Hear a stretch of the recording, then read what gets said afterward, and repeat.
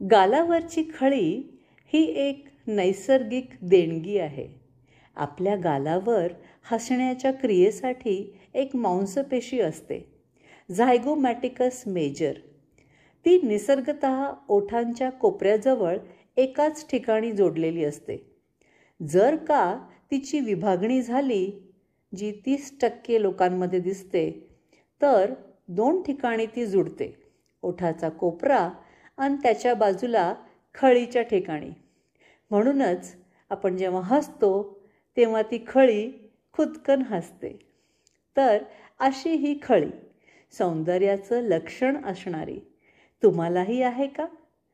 असेल तर आयुष्यात न हसण्याचं कारण नाहीच मुळी.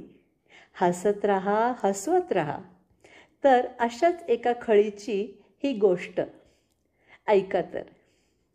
एका गालावर नांदायची एक खळी, इटुकली पिटुकली अशी वेडीनी खुळी. ओठी ओसंडता हास्याची पातळी, खुलायची मग ती मनमोकळी. कधी एकाच गाली उमलायची सोवळी, कधी दोहोकडे फुटण्याची उमाळी. कधी खळखळून हसे अशी ती भोळी, कधी रुसून खदखदायची नादखुळी.